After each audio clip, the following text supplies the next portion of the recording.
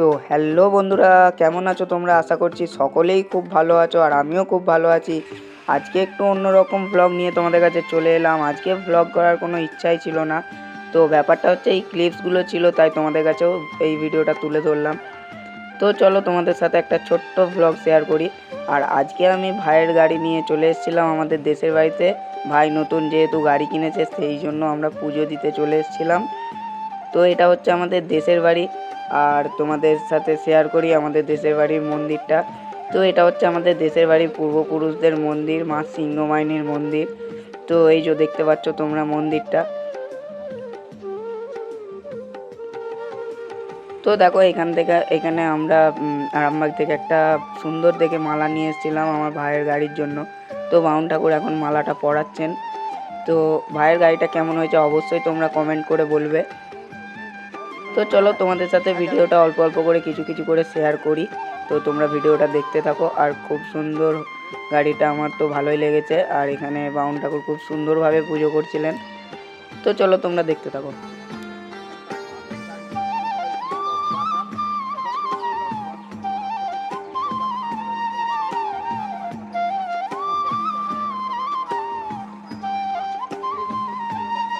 তো বন্ধুরা, ভাইয়ের গাড়িটা পুজো হয়ে যাওয়ার পর এখন নারকেল ফাটানোর পালা। দেখতে পাচ্ছ ভাই নারকেল ফাটাচ্ছে এখানে। তো নারকেলটা ভাবলো ফেটে গেছে, তো এবার দেখো নারকেলটা টুকরো টুকরো করে ফেললো, এত জোরে ভেঙেছে। তো দেখো তোমরা, আর অবশ্যই কমেন্ট করে বলবে গাড়িটা কেমন হয়েছে। আর এখানে দেখো নারকেলটা টুকরো টুকরো হয়ে গেছে একদম।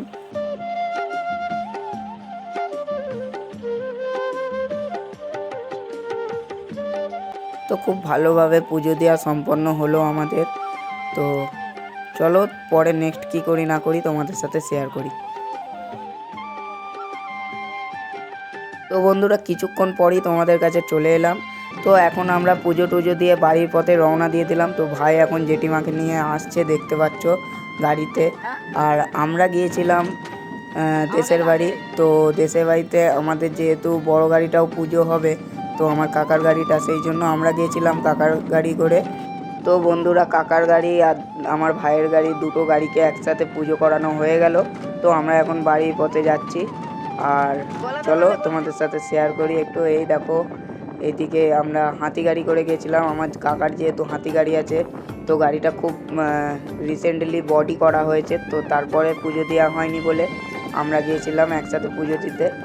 তো দেখো গ্রামের কিছু দৃশ্য তোমাদের সাথে তুলে ধরলাম। তো এখানে কত ধান জমি, রাস্তার ধারে কত গরু চড়ছে, দেখতে পাচ্ছ খুব সুন্দর লাগছে। তো এই দেখো ভাই আসছে বাইকে, আর আমরা যাচ্ছি একটা ছোট হাতি গাড়ি করে।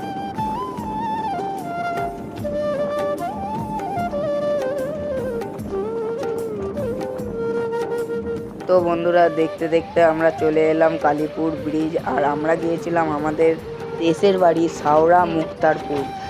তো দেখতে পাচ্ছ সবাই বলছিলে নদীতে কতটা জল।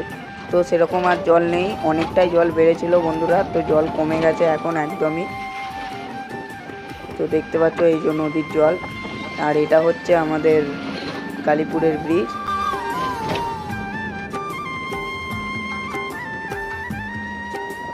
দেখো এই হচ্ছে কালীপুরের ব্রিজ, আর কতটা জল আছে তোমরা দেখতেই পাচ্ছ।